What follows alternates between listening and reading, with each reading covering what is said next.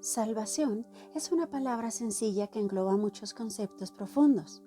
Más allá de ser una salida de emergencia o un seguro de vida, la Biblia afirma que la salvación es un regalo de Dios y es recibida por el hombre a través de su fe en Jesucristo y en su sacrificio por nuestros pecados.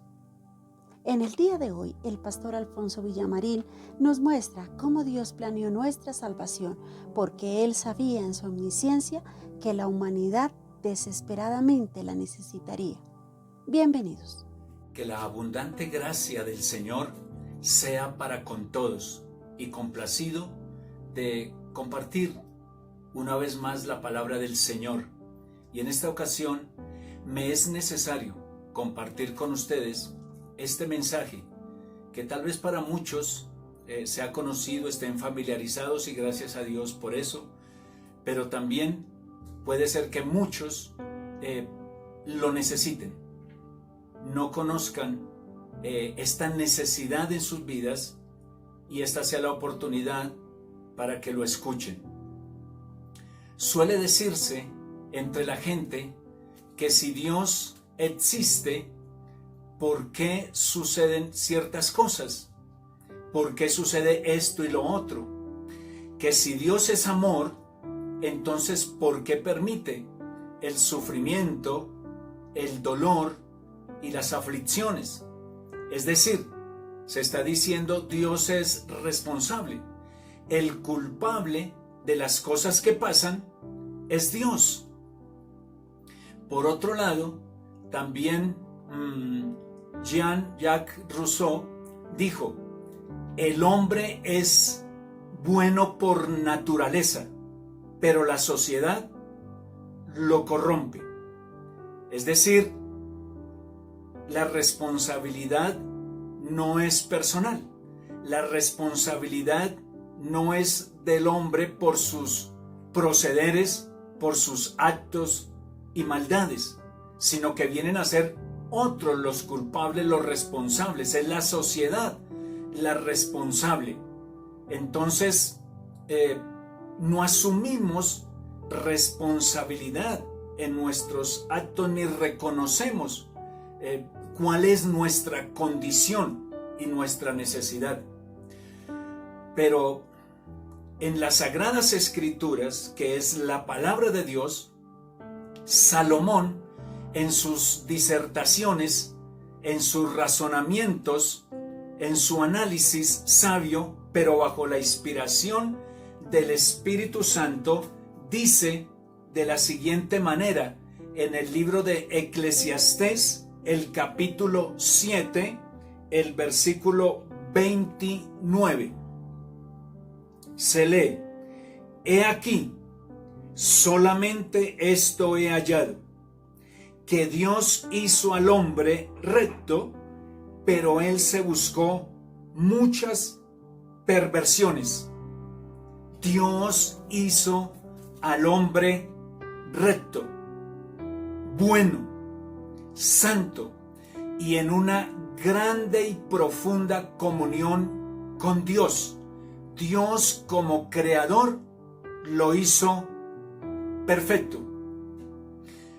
Pero nos dice, nos aclara que el hombre se buscó muchas perversiones.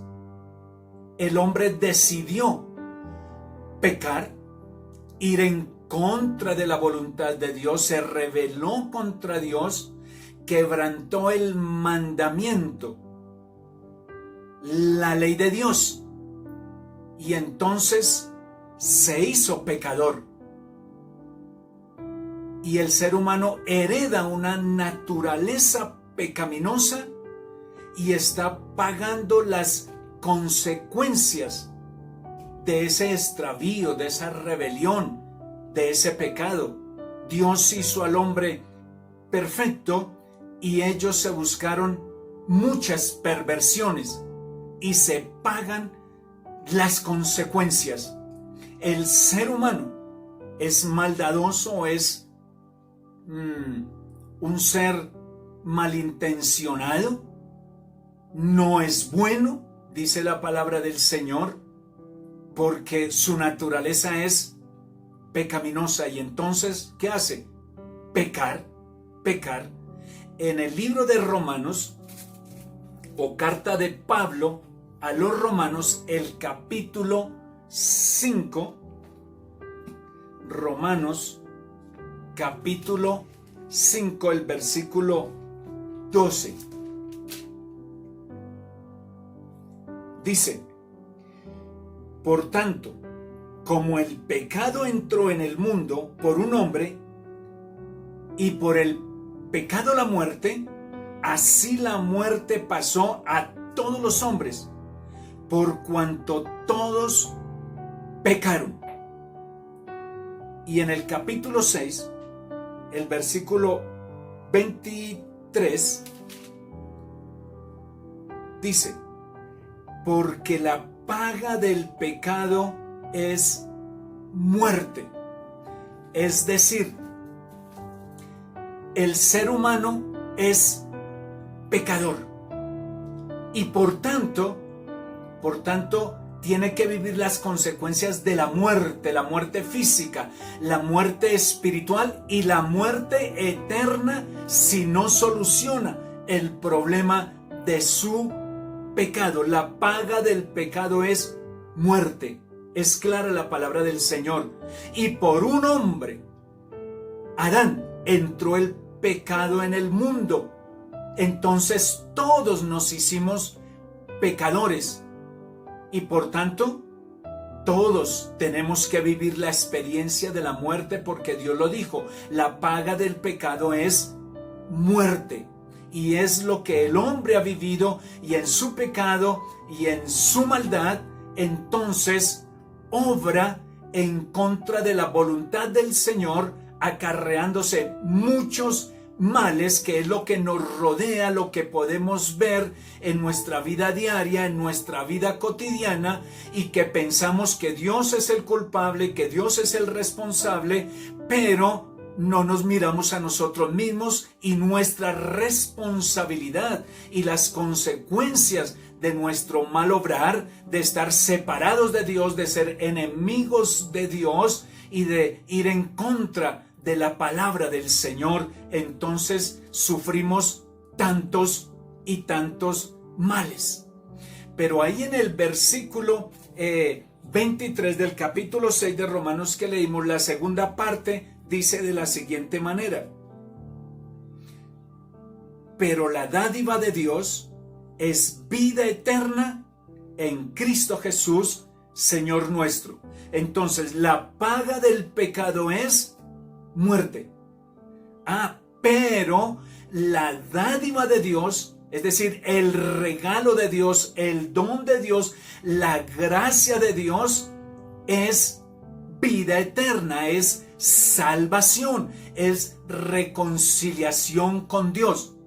Pero ¿cómo es que sucede esto? ¿Es posible? ¿De qué manera se lleva a cabo? Pues la misma palabra del Señor nos da respuesta a esta solución. Dádiva, regalo, vida eterna en Cristo. Entonces en Juan, el capítulo 3, versículo 16, en donde de manera sintetizada encontramos lo que es el Evangelio. Dice: de tal manera amó Dios al mundo, que ha dado a su Hijo unigénito, para que todo aquel que en él cree no se pierda, sino que tenga vida eterna. Porque de tal manera amó Dios al mundo. Es el amor verdadero. Es el amor eterno, el amor de sacrificio. Ese es el verdadero amor. Dios es amor. Y si queremos aprender de amor, entonces tenemos que aprender de Dios. Porque de tal manera amó Dios al mundo, a la humanidad, a ese ser pecador, a esa humanidad pecadora, porque de tal manera Dios la amó, dice, que dio a su propio Hijo. Los dioses paganos en la antigüedad exigían sacrificios para sí, aún de bebés. Y las religiones le enseñan al hombre que hay que hacer algo para poder llegar a Dios, que hay que sacrificar, que hay que dar, hay que ofrecer algo para Dios. Y es la tendencia del ser humano a llevar a cabo esto, a buscar alcanzar la gloria, la salvación, llegar a Dios por sus propios medios, en su esfuerzo, en su religión, en su sacrificio, en sus dádivas. Pero absolutamente nada de esto podrá dar respuesta y solución a la necesidad del ser humano. En el cristianismo, según la palabra del Señor y en lo que estamos viendo, es Dios quien toma la iniciativa. Es Dios quien por amor da, sacrifica, entrega y se da a sí mismo para redimir al ser humano, para reconciliar al hombre, para traer al hombre nuevamente para sí. Y entonces nos dice que dio a su propio Hijo, a su unigénito, a su único Hijo. Algo que un ser humano no hace. Un ser humano no va a entregar a su hijo para salvar a otro, mucho menos para uno perverso y malo. Pero Dios que es verdadero y auténtico amor, da. Ese es el amor. El amor da. El amor sacrifica a favor de la persona amada. El amor no busca su bien propio, sino el del otro. Y eso es lo que Dios ha hecho. En la primera epístola del apóstol Juan, primera epístola de Juan, el capítulo 4, el versículo 10, dice: en esto consiste el amor, no en que nosotros hayamos amado a Dios, sino en que Él nos amó a nosotros y envió a su Hijo en propiciación por nuestros pecados.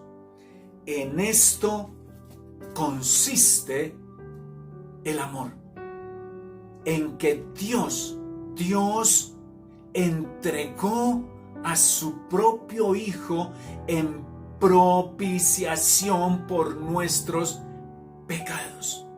Es decir, el Padre entrega a su Hijo en sacrificio como sustituto para poder brindarnos salvación. Y no fuimos nosotros los que amamos a Dios, los que buscamos a Dios, los que tomamos la iniciativa, porque en el ser humano no hay en realidad eso de acercarse y buscar a Dios. Podrá tener religión, podrá llevar a cabo actos de cierta clase de espiritualidad religiosa, pero no una verdadera iniciativa de buscar a Dios como debiera ser. No lo hay. Y no es que el hombre haya amado a Dios, sino que Dios amó al ser humano, Dios amó al hombre, y por ese amor entonces hace esto que nos está diciendo la palabra del Señor. En esto consiste el amor, no que nosotros hayamos amado a Dios, sino en que Él nos amó a nosotros y entregó a su propio Hijo. Ese es el amor. Ese es el amor de Dios y es el verdadero amor. Entonces Dios en esa iniciativa está proveyendo el medio para alcanzar al ser humano, para rescatar al ser humano, aunque no éramos dignos, aunque no lo merecíamos, pero Dios lo hace. Y luego nos dice que de tal manera amó Dios al mundo que dio a su Hijo unigénito, para que todo aquel que en Él cree, entonces no se pierda. ¿Qué nos dice? Creer. Es necesario que para que este sacrificio del Hijo de Dios se haga efectivo en nosotros pecadores para salvación, que el ser humano crea. Y Dios obra en su gracia para traernos a tal conocimiento y que podamos creer. Creer en Jesucristo, el Hijo de Dios, que se encarnó, se hizo hombre para llevar a cabo esa propiciación, esa redención, ese sacrificio de salvación para el ser humano. Debemos creer en Jesucristo encarnado, debemos creer en la muerte vicaria de Jesucristo, en quien fueron imputados nuestros pecados. Tenemos que creer firmemente en esa bendita obra del Señor Jesucristo, la encarnación, su muerte vicaria, sustituto para nuestra salvación, pero tenemos que creer también que Él resucitó y ascendió a los cielos como sello de esta obra salvadora. Nos es necesario creer firmemente, sin lugar a dudas, en la obra completa y perfecta de nuestro amado Señor Jesucristo. Debemos creer en su enseñanza, en su doctrina, para someternos a su señorío y vivir en obediencia, honrándole conforme Él nos ha bendecido. Creer es un asunto de fe, en donde yo no tengo que hacer nada para obtener la salvación, que son las pretensiones del hombre, pero no tenemos que hacer nada. El Señor lo hizo todo para nuestra salvación. Por eso su muerte en la cruz. Él cargó con mi pecado. Si la paga del pecado es muerte, como ya vimos anteriormente, Cristo la sufrió por nosotros. El Señor Jesús se hizo pecado por nosotros y el juicio de Dios, del Dios santo y justo, recayó sobre su Hijo, sobre el Señor Jesucristo, para que entonces yo pudiera ser libre de tal juicio, para que entonces yo, estando muerto, viviera, para que yo, pecador perdido, viniese a ser hijo de Dios. El Señor Jesús lo sufrió. Y Efesios, el capítulo 2, el versículo 8, nos enseña que la salvación es por gracia, por medio de la fe, no por obras, para que nadie tenga de qué gloriarse. La gloria es para Dios, que en su buena voluntad, en su gracia y misericordia, llevó a cabo esta bendita obra redentora. Yo lo único que tengo que hacer es creer en ese hecho histórico que es Jesucristo en la cruz, Jesucristo muriendo, pero Jesucristo resucitando y ascendiendo a los cielos a la diestra del Padre. Bendito sea el nombre del Señor. Entonces, nos es necesario creer, dice, para que nadie se pierda. Pero hay un paso que tiene que ver con esto de el creer, porque si yo creo en esta obra, entonces tengo que reconocer mi condición de pecador. Y en el libro de los Hechos,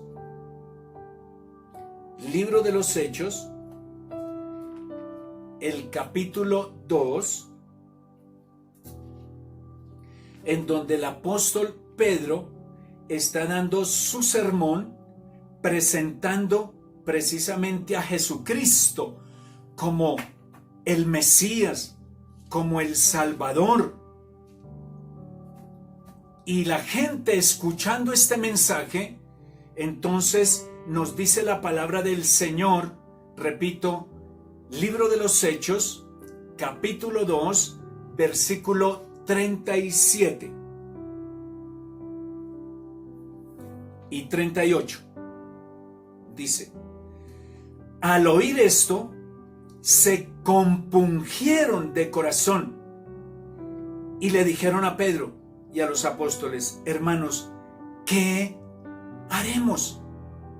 Y Pedro les dijo: arrepentíos. Frente a la exposición de la palabra, los oyentes se sintieron tocados, compungidos, redargüidos. Y la pregunta es: ¿qué tenemos que hacer? Y Pedro les dice: arrepiéntase. Y en el capítulo 3, que también es un sermón más del apóstol Pedro, en el versículo 19, frente a la exposición de la palabra, entonces Pedro les dice: así que arrepentíos y convertíos para que sean borrados vuestros pecados, para que venga de la presencia del Señor tiempos de consuelo. Entonces, la respuesta del apóstol a la gente frente al mensaje de Dios, presentándoles al Señor Jesucristo como el Salvador, como el camino, como la verdad, como la vida. El asunto es: arrepiéntase, crean en el Señor Jesucristo, arrepiéntase de sus pecados. Aquí en el 3:19 dice: arrepentíos y convertíos para perdón de pecados. Arrepentimiento y conversión. ¿Qué es lo que nos quiere decir esto con arrepentimiento y conversión? Está diciendo: reconozcan su pecado, reconozcan que están sin Dios, en desobediencia, en rebelión, muertos, necesitados de un Salvador, y arrepiéntanse de ese pecado. Haya dolor y sean compungidos por esa condición y pídanle perdón a Dios. Cambien de mentalidad, de manera de pensar. Cuando dicen convertidos es: tomen otro camino diferente.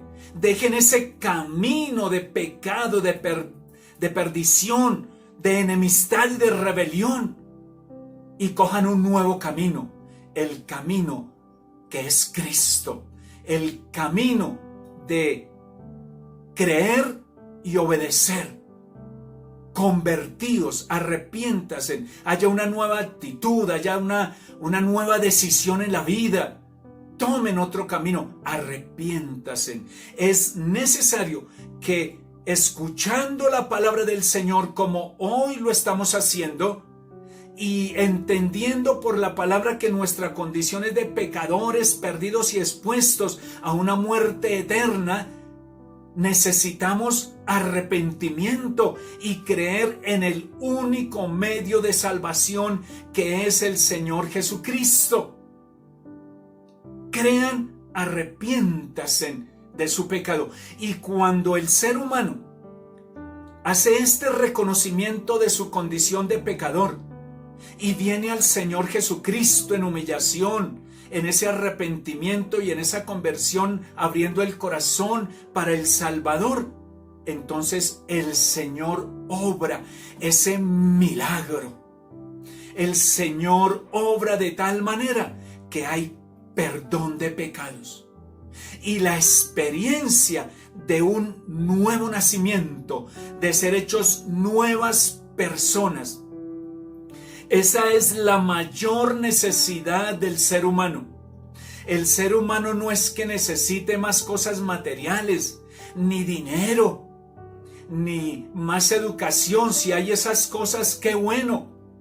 Pero la verdadera necesidad del ser humano para que haya un cambio radical en la persona es esto: necesita a Cristo, necesita la experiencia del nuevo nacimiento, del perdón de pecados, de la salvación, de la reconciliación con Dios, del acercamiento a Dios, y vivir este milagro que solamente Dios puede obrar en el ser humano. Un nuevo corazón, una nueva vida. Por eso, en el Evangelio de Juan, el capítulo 1, el versículo 12, es clara la palabra de Dios en decir que el que cree en el Señor Jesucristo el que recibe a Jesucristo en su corazón como Señor y Salvador, dice la palabra, es hecho hijo de Dios. Dios le da la potestad de ser hecho hijo de Dios. Sí, éramos creación de Dios, pero cuando vivimos esta experiencia de arrepentimiento, de conversión, de creer en Cristo, de aceptar esa obra perfecta de Cristo, venimos a ser hijos de Dios y por tanto una nueva naturaleza hay en nosotros. Si somos nacidos de Dios, hay una nueva naturaleza, por tanto hay nuevas inclinaciones, ya no esa inclinación vieja del pecado, de la maldad y de la rebelión, no, hay un nuevo sentir, hay nuevas inclinaciones porque hay una nueva naturaleza que viene de Dios, somos hechos hijos de Dios. Por eso también Pablo, hablando a los Corintios, en su segunda epístola, en el capítulo 5, el versículo 17, dice que el que está en el Señor Jesucristo viene a ser una nueva persona. Aleluya, gloria a Dios por eso. Es extraordinario, es una nueva criatura, una nueva persona. Dice, donde las cosas viejas pasaron y todas son hechas nuevas. Eso es extraordinario, eso es grandioso lo que Dios puede operar en la vida del ser humano. Por eso la gloria sea para Dios, porque lo que Dios ha hecho es algo verdaderamente extraordinario, que el Dios Santo haya venido a un mundo pecador, que el Dios de justicia haya llevado a cabo una obra redentora tan gloriosa para rescatar a un mundo perdido. Eso es grandioso. El que está en Cristo es nueva criatura. Las cosas viejas pasan y todo es hecho nuevo.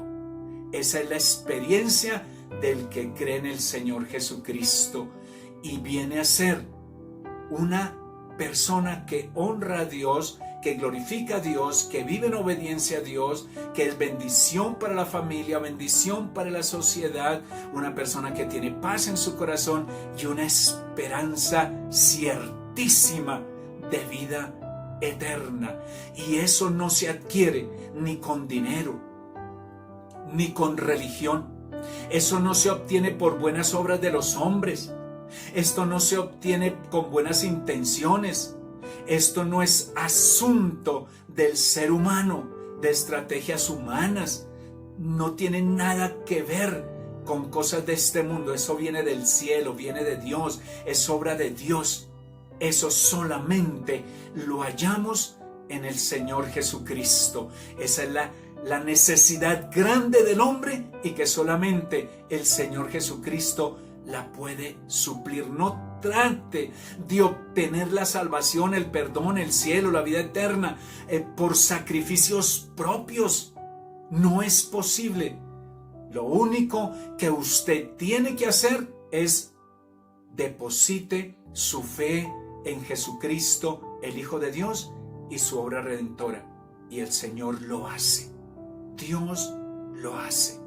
Que así sea y que viva esa bendita experiencia de salvación, perdón y vida eterna. Y entonces, como Dios hizo al hombre perfecto, pero ellos se buscaron muchas rebeliones y ha vivido las consecuencias de su maldad, de su rebelión, de su perversidad. Ahora, en Cristo Jesús, hay la oportunidad, aquí y ahora, hay la oportunidad de un cambio radical, de un nuevo nacimiento, de un nuevo corazón, de una vida nueva, gloriosa y maravillosa en Cristo Jesús, nuestro Señor.